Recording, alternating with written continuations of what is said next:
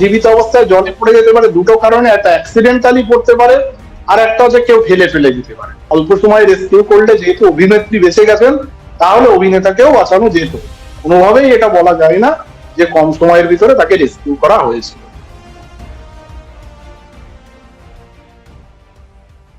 দেখুন, যেটা postmortem report বলবে সেটাই হচ্ছে ফাইনাল।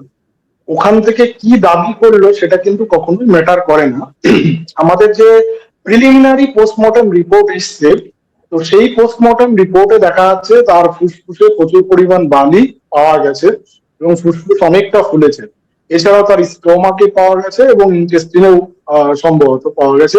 তো যে পরিমাণ বালি বা সল্টি ওয়াটার মানে নোনা জল পাওয়া গেছে, তাতে অ্যাপ্রক্স আইডিয়া যে 1 ঘন্টা বা তার কাছাকাছি সময় ছিল। তো সেই জায়গায় দাঁড়িয়ে থেকে যদি তারা দাবি করে 40 মিনিটের কম ছিল, দেখুন এই মোশন পিকচার্স যারা এই সম্ভবত মোশন পিকচার্সই যারা আর কি গেছিলেন শুটিং করতে, তাদের কোনো কথা এখন কিন্তু বিশ্বাসযোগ্য নয় বলেই মনে হয়। তার কারণ ওরা একাধিক রকম স্টেটমেন্ট দিয়েছে। কেউ বলছে শুটিং এর সময় অ্যাক্সিডেন্ট ঘটেছে, কেউ বলছে শুটিং এর পরে ঘুরতে গেছিল। তো সেই জায়গা থেকে আপনি কি করে বিশ্বাস করবেন? আর যে কোনো জায়গায় দেখুন, আমরা যদি ধরেও নিই যে তারা সত্যি কথা বলছে, বেশ কয়েকটা অসঙ্গতি তাদের কিন্তু ধরা পড়ছে। যে আপনি এটা শুটিং করতে গেছেন, তো শুটিং করতে গিয়ে বিশেষ করে তালসারি যে জায়গাটা ঘটনাটা ঘটেছে, সে জায়গাটা আমার নিজেরও পরিচিতি, কারণ আমি সেখানে ঘুরে এসেছি। এবং এই তালসারিতে এটা একটা মোহনার জায়গা কিন্তু, এবং মোহনাতে কি হয়, জোয়ার ভাটার একটা যে মিক্স আপে যে জায়গাগুলো থাকে, সেখানে কিন্তু একটা চোরা বালি বা কাদা থাকার সম্ভাবনা থাকে। তো সেক্ষেত্রে কোথাও একটা শুটিং করতে গেলে আপনাকে কিন্তু পারমিশন নিতে হয়। তো এখানে যেটা ওড়িশা পুলিশ ডিমান্ড করেছে, যে তারা কিন্তু কোনো পারমিশন নেয়, বা বিভিন্ন সাক্ষাৎকারে যেটা দেখতে পেলাম যে লোকাল লোক যখন সাক্ষাৎকার দিচ্ছে তখন বলছে ওরা কোনো লোকাল গাইড নেই। মানে মানুষ এখন যদি যে কোনো নর্মাল মানুষ, আমরা যদি কোনো টুরিস্ট ডেস্টিনেশনে ঘুরতেও যাই, দেখবেন একটা সাধারণ মানুষ হয়তো দেখা যাচ্ছে যে খুব শুধু ঘুরতে গেছে, সেখানে কিন্তু লোকাল গাইড নেয় জানার জন্য।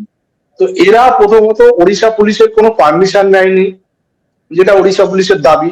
যদি সেটা মিথ্যা হয়ে থাকে, তাও মানে এখনো পর্যন্ত আমাদের দিক থেকে, মানে আমাদের কলকাতা পুলিশের দিক থেকে কোনো এখনো পর্যন্ত, কলকাতা বলতে ওয়েস্ট বেঙ্গল পুলিশের পক্ষ থেকে কিছু সেইভাবে স্টেটমেন্ট দেওয়া হয়নি। দ্বিতীয় কথা হচ্ছে যে আপনি যখন শুটিং করছেন ড্রোন ক্যামেরা দিয়ে, পরে যেটা উঠে হলো যে ড্রোন ক্যামেরা দিয়ে ছবি তুলছিল। আচ্ছা, মানে ওই জায়গায় যে কোনো হাই টাইড হতে পারে, কখনো কখনো নিপ টাইড হতে পারে। Generally high Tide Nip Tide কিন্তু জানা যায়, মানে জল কখন উপরে উঠবে না নিচে নামবে, এবং এরিয়াগুলো লোকাল লোকই ভালো জানবে। তো আপনি তাদের সাহায্য নিলেন না। আর কোনো জায়গায় শুটিং করার সময় ক্যামেরা তো পুরো সমুদ্র ধরে ছবি তুলছে না, তার আশেপাশে কিন্তু আরো নৌকা রাখা যেতে পারে, এবং তালসারিতে প্রচুর নৌকা পাওয়া যায়। সেই নৌকা বোটে সবাই কিন্তু ঘুরে এনজয় করে, আমি নিজেও করে এসেছি। তো সেই জায়গায় দাঁড়িয়ে বলবো যে পাশে তো 2-3টে অন্তত নৌকা থাকা উচিত ছিল, যে যারা হচ্ছে রেস্কিউ নৌকা বলে, মানে হিরো হিরোইন তাদের শুটিং এর জন্য হয়তো তারা অনেক সময় নৌকা ভালো করে ধরতে পারবে না, কারণ ভালোভাবে যদি তাদের ভিউটা তৈরি করতে হয়। তো সেই জায়গায় দাঁড়িয়ে থেকে সেখানে আশেপাশে কিন্তু কোনো রেস্কিউ নৌকা ছিল না, বা রেস্কিউ নৌকাতে লাইফ জ্যাকেট থাকাটা কিন্তু ম্যান্ডেটারি, সেই জায়গায় নেই। তাহলে এরা শুটিংটা করলো কিভাবে? এইটা তো একটা ওরা নিজেরা, এটা তো বলবো যে এই যে যে প্রযোজনা সংস্থা বা যারা সিনেমাটা করছে, এরা তো নিজেরা হাতে ধরে একটা ছেলেকে মেরে দিল। এর বাইরে এইটা তো নেগলিজেন্স বলে না, এটা একটা কমন প্রোটোকল, যে আপনি একটা যখন শুটিং এ যাচ্ছেন এই প্রোটোকলটা আপনাকে ফলো করতে হবে। প্রথমত একটা অন্য জুরিসডিকশন, আপনি ওয়েস্ট বেঙ্গলে নেই। ওয়েস্ট বেঙ্গলে থাকলেও আপনি যদি দীঘাতেও শুটিং করতেন, দীঘা পুলিশের পারমিশন তো লাগবে। তো আপনি তালসারি তো ওড়িশা, সেই জুরিসডিকশনে গিয়ে আপনি কি করে পারমিশন ছাড়া এটা করালেন? আর সব থেকে বড় ব্যাপার, মানে আমার যেটা এখনো হাস্যকর লাগছে, টিল নাও কেউ এখনো পর্যন্ত অ্যারেস্ট হয়নি, মানে এখনো কাউকে অ্যারেস্ট করা হয়নি। আমাদের দেশে দেখুন, মানে আমি যেহেতু আরজি করে একজন ডক্টর হিসাবে বলছি, যে আমাদের লিফট কাণ্ডে, সেটা তো লিফটের একটা গাফিলতির জন্য মৃত্যু হয়েছে। এইবার ফ্যাক্ট হচ্ছে যে সেখানে লিফটম্যান উপস্থিত ছিল না, ঘুমাচ্ছিল না, তার মানে ছিল নেগলিজেন্স। তো নেগলিজেন্সে অ্যারেস্ট করে কয়েকদিন তারা জেল খাটলো, সম্ভবত কালকে বেল হয়েছে।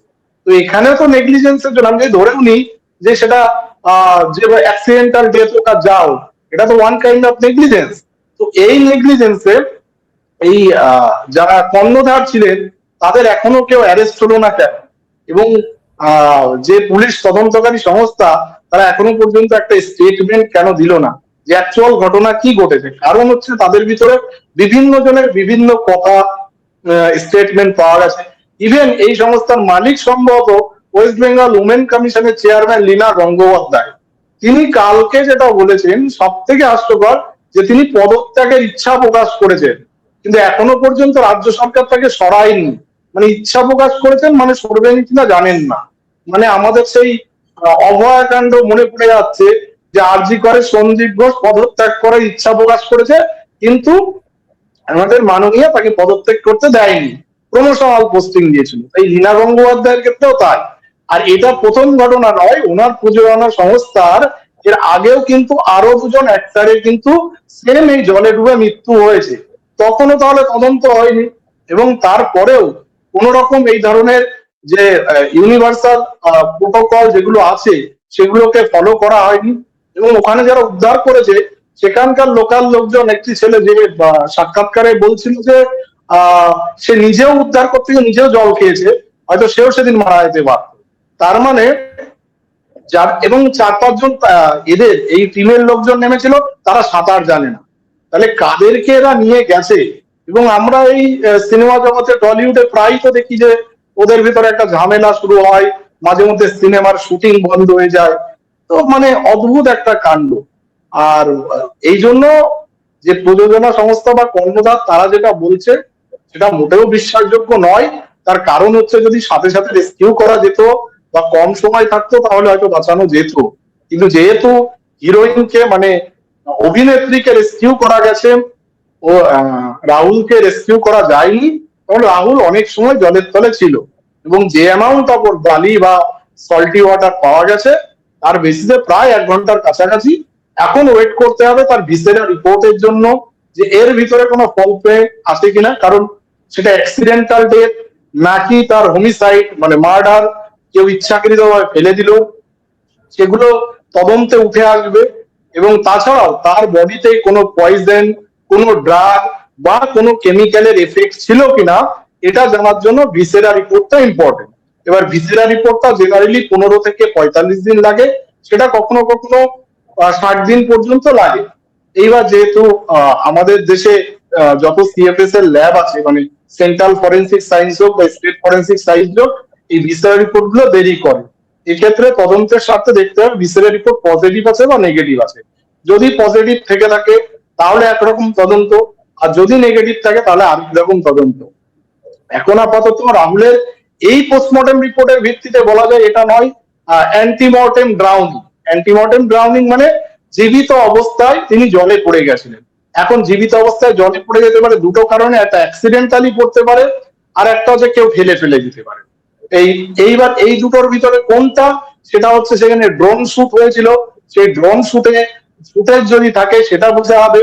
এবং বাকি যারা ওই জায়গায় উপস্থিত ছিল তাদেরকে পুলিশের উচিত ছিল কাস্টডিতে নিয়ে ইন্ট্রোগেশন করা, এবং ইন্ট্রোগেশন করে জানা যে কোনটা সত্যি। কারণ ফরেন্সিকের শুধুমাত্র রিপোর্টের উপরে বেস করেও আপনাকে যদি কনক্লুশনে আসতে হয় তাহলে ওখানকার প্রত্যেকটি উপস্থিত যারা আছে তাদের মানে কর্ণধার বা উপস্থিত যারা ছিল তাদের কিন্তু কাস্টোডিয়াল ইন্ট্রোগেশন দরকার।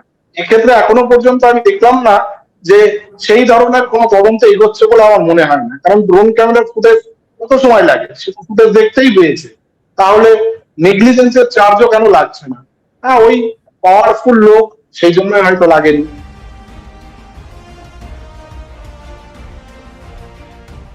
হ্যাঁ দেখুন, আমি ওখানে পোস্টমর্টমের রিপোর্ট যেটা প্রিলিমিনারি রিপোর্ট যেটা পেয়েছি, প্লাস ওখানে যারা রেস্কিউ করেছে বা অন্যান্য যাদের স্টেটমেন্ট বিভিন্ন মিডিয়াতে তাদের ভেরিফাই করে দেখা গেছে রাহুল অনেকটা সময় জলের তলে ছিল, প্রায় ঘন্টাখানেক কাছাকাছি, এটাই মনে হয়েছে। এবং ওরা যেটা বলছে যে না অল্প সময় রেস্কিউ করা হয়েছে, ব্যাপারটা তা নয়। অল্প সময় রেস্কিউ করলে যেহেতু অভিনেত্রী বেঁচে গেছেন তাহলে অভিনেতাকেও বাঁচানো যেত, কারণ অল্প সময় নয়। এবং যে পরিমাণ পাওয়া গেছে সেই পরিমাণের থেকে কোনোভাবেই এটা বলা যায় না যে কম সময়ের ভিতরে তাকে রেস্কিউ করা হয়েছিল।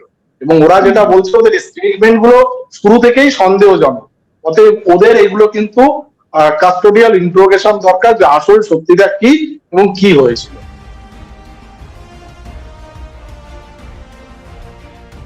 দেখুন দেখুন প্রথমত হচ্ছে যে আপনি যেটা প্রোটোকল বলা হলো, যখন কোনো শুট করছে ক্যামেরা তো একটা পার্টিকুলার ডিরেকশনে হিরোইনের দিকের আহ, নৌকাতে থাকবেন। তো আপনাকে দুই পাশে নৌকা রাখতে হবে, যেটা হচ্ছে রেস্কিউ নৌকা এবং তার সাথে লাইফ জ্যাকেট, তার সাথে বড় দড়ি, যেগুলোতে যদি বাই চান্স কোনো কারণে জলে পড়ে যায় সেগুলো কিন্তু জলের ভিতরে ফেলে দিলে তারা যাতে ধরতে পারে। এবং এইভাবে দেখবেন যে অনেক সময় মৎস্যজীবীরা কোনো জায়গায় দেখা যাচ্ছে ঝড়ের ভিতরে আটকে গেছে, তারা শুধুমাত্র একটা ওই লাইফ জ্যাকেট বা এই টাইপের ওদের দেখবেন একরকম থাকে টায়ারের মতো, সেইগুলো নিয়ে 5 দিন 6 দিনও পরে দেখা যাচ্ছে যে তাকে কিন্তু রেস্কিউ করা গেছে জলের ভেতরে। তো এখানে এই ধরনের কোনো ব্যবস্থা রাখা হয়নি। আর একটা জিনিস, আপনি শুধু সমুদ্র বলে নয়, একটা বেসিক লাইফ সাপোর্টের যে ট্রেনিং আমরা যেটাকে বলে সিপিআর, কার্ডিও পালমোনারি রিসাসিটেশন, এই সিপিআর ট্রেনিংটা হচ্ছে, ধরুন আমরা যেমন ডাক্তাররা জানি তেমনি সাধারণ মানুষও যদি দেখবেন, এখন তো ইউটিউব হয়েছে বা বিভিন্ন ভিডিও হয়েছে, বিভিন্ন জায়গায় ট্রেনিং হয়। বা আমি বলবো যে আমাদের যারা বিভিন্ন আর্মি পুলিশ ফোর্সে, আর্মি বিশেষ করে সেন্ট্রাল ফোর্স গুলোতে আছে, তারা কিন্তু সিপিআর দিতে পারে। এই যে বেসিক ট্রেনিং গুলো, এগুলো সবারই শেখা উচিত। আর আপনি যখন শুটিং করতে যাচ্ছেন জলের ভেতরে, ধরুন তাকে সিপিআর দেয়া, এই সিপিআর দেওয়াটা ওদের ভিতরে তো কেউ জানেই না। কারণ ওদের তো এই যাদের আইডিয়া নেই যে জলের ভিতরে একটা মানে আমি শুটিং করছি মানে সেখানে একটা লাইফ জ্যাকেট দরকার, তো তাদের কাছ থেকে আপনি তো সিপিআর আশা করতে পারেন না। তো সিপিআর দেয়া গেলেও অনেক পেশেন্টকে অনেক সময় কিন্তু বাঁচানো যায়, এবং সিপিআরটা হচ্ছে একদম ভাইটাল জিনিস। এই জন্যই ডিমান্ড করা। এবং দেখা যাচ্ছে যে জলে ড্রাউনিং হলে তাদের বেশ কিছু প্রোটোকল আছে, সেই প্রোটোকল গুলো করলে কিন্তু বাঁচানো যায়। বা এরা যখন কেউ বলছে চোরাবালি, কেউ বলছে কাদা। এখন দেখুন, চোরাবালি এবং কাদার ভিতরে দুটো পার্থক্য আছে। কাদা হলে একরকম, আর যদি চোরাবালির সম্ভাবনাটা অনেকটা বেশি। চোরাবালিতে কি হয়, চোরাবালিতে যখন ওরা ড্রোনে ডিরেকশন দিচ্ছিল, তখন কিন্তু অন্তত চোরাবালিতে মানুষকে যেমন কি হয় যে তারা যদি একটু প্যানিক না হয়ে আস্তে আস্তে হরিজন্টালি ভেসে থাকার চেষ্টা করে, তখন কিন্তু তাদের সার্ভাইভ করার প্রবাবিলিটি বেড়ে যায়। কিন্তু মুশকিলটা হচ্ছে যে উপর দিয়ে ড্রোন উঠছে, তারা ডাইরেকশন দিচ্ছে, অথচ দেখা যাচ্ছে যে তারা এই জিনিসগুলোকে ডিরেকশন দিতে পারলো না। কিন্তু পরে শোনা গেলো যে চোরাবালিতে নাকি পড়লেও পড়তে পারে। তাহলে চোরাবালি আইডেন্টিফাই করা উচিত ছিল যে কোন এরিয়ায় চোরাবালি আছে, কোন এরিয়ায় চোরাবালি নেই। আর সব থেকে বড় ব্যাপার বলবো যে আপনি রাস্তার মাঝে ধরুন অ্যাম্বুলেন্সে তুলে নিয়েছেন, অ্যাম্বুলেন্সে অক্সিজেন থাকে, প্লাস হচ্ছে ড্রাউনিং হলে তাকে কি করে জল বের করতে হয়, ওখানকার মৎস্যজীবীরা যে একজন রেস্কিউ করেছিল সে বললো জল বের করেছিলাম। এবং সিপিআর দেয়াটা এরা হয়তো কেউ জানেই না। তো সেক্ষেত্রে এগুলো যদি জানা থাকতো প্রোটোকল গুলো, তাহলে তাকে বাঁচানো যেত, হয়তো বাঁচানো যেত। এবং যেটা শোনা যাচ্ছে যে 13 মিনিটের রাস্তা নাকি 70 মিনিট টাইম লেগেছে। আমি জানি না যে 13 মিনিটের রাস্তা 70 মিনিট কি করে লাগলো। এখন এগুলো সবগুলোই তো মানে অনেকটা শোনা যাচ্ছে বিভিন্ন জনের খবরে। কারণ তালসারি থেকে ওই রুটে আমি অন্তত দেখিনি যে ওখানে ট্রাফিক থাকে, বিরাট বড় ট্রাফিক, কারণ ওইটা তো অনেকটা ইন্টেরিয়ার বলা যেতে পারে। সেই জায়গায় রাস্তায় বিরাট ভাবে আটকে থাকবে সেরকমও নয়। এবার সেই জায়গায় এত টাইম কেন লাগলো সেটাও মানে জানার বাইরে, যে তারা এক্স্যাক্টলি কি করেছিল, বা পুলিশের পক্ষ থেকে এখনো স্টেটমেন্ট দেওয়া হয়নি। কিন্তু ওভারঅল ওখানে যে টিম কাজ করছিল রাহুলের সাথে, এরা পুরোপুরি সবাই কিন্তু সন্দেহজনক। বিশেষ করে তার মালিক লীনা গঙ্গোপাধ্যায় যা বলেছে, এটা পুরোপুরি সন্দেহজনক। তিনি এখনো উমেন কমিশনের চেয়ারম্যান হয়ে বসে আছেন, এদের কাউকে এখনো কাস্টোডিয়াল ইন্টারোগেশন হলো না। এটা সব থেকে বড় লুফলস।